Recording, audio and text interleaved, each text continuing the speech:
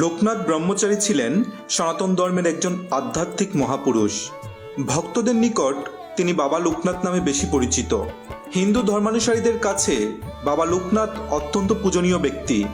বাবা লোকনাথ শ্রীকৃষ্ণের জন্মতিথি জন্মাষ্টমীতে 1730 খ্রিস্টাব্দের 6ই আগস্ট কলকাতা থেকে কিছু দূরে বর্তমান উত্তর 24 পরগনা জেলার 84 চাকলা গ্রামে একটি ব্রাহ্মণ পরিবারে জন্মগ্রহণ করেন।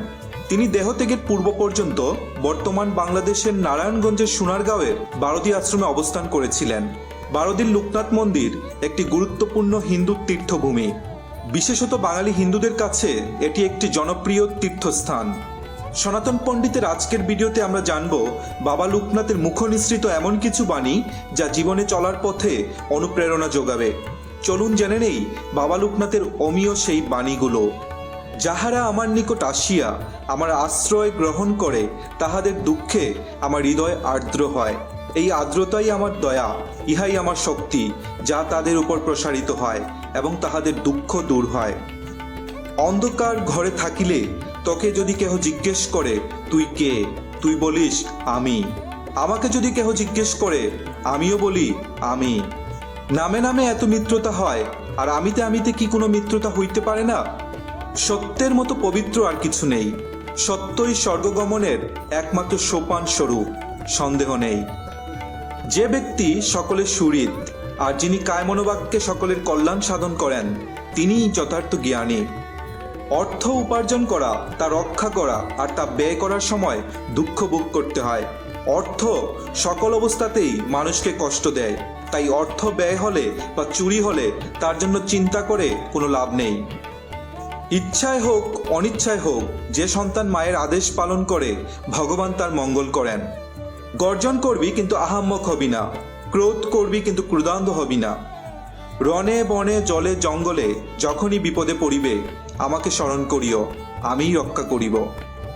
বাক্যবান, বন্ধু বিচ্ছেদবান ও বৃত্ত বিচ্ছেদবান, এই তিনটি বাণকে সহ্য করিতে পারিলে মৃত্যুকেও হটাইয়া দেওয়া যায়। যে ব্যক্তি কৃতজ্ঞ, ধার্মিক, সত্যাচারী, উদারচিত্ত, ভক্তিপরায়ণ, জিতেন্দ্রীয়, মর্যাদা রক্ষা করতে জানে আর কখনো আপন সন্তানকে পরিত্যাগ করেন না, এমন ব্যক্তির সঙ্গেই বন্ধুত্ব করবি। আমিও তোদের মতো খাই দাই, মলমূত্র ত্যাগ করি, আমাকেও তোদের মতোই একজন ভেবে নিস। আমাকে তোরা শরীর ভেবে ভেবেই সব মাটি করলি, আর আমি যে কে তার কাকে বুঝাবো? সবাই তো ছোট ছোট চাওয়া নিয়েই ভুলে রয়েছে আমার প্রকৃত আমিকে।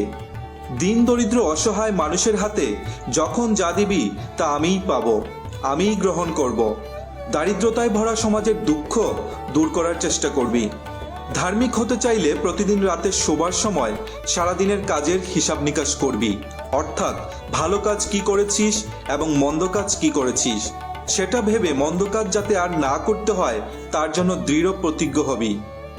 যারা ধর্ম নেই মনে করে সাধুগণকে উপহাস করে আর ধর্মের প্রতি অশ্রদ্ধা প্রকাশ করে, তারা নিঃসন্দেহে বিনাশপ্রাপ্ত হয়। গুরু প্রদত্ত মন্ত্রের শুদ্ধাশুদ্ধ বিচার করা শিষ্যের কর্ম নহে। গুরু যাহা দিয়েছেন শিষ্য তাহাই জপ করিবে।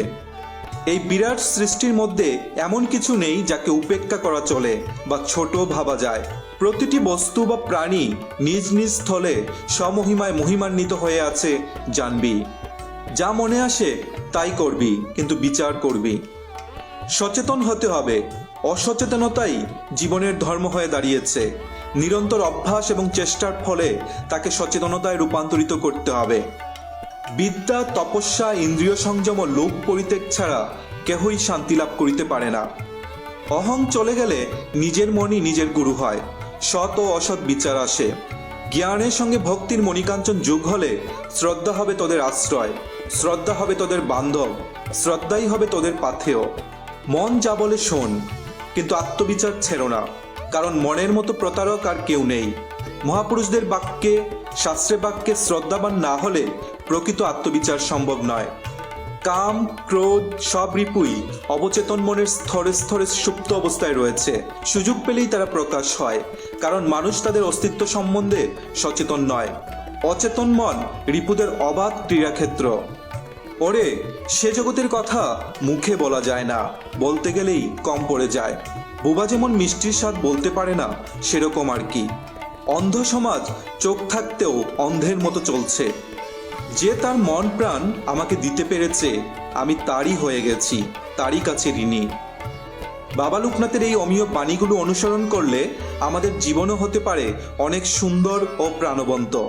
তাই চলুন সবাই বাবা লোকনাথের উপদেশ মেনে চলি। জয় বাবা লোকনাথ।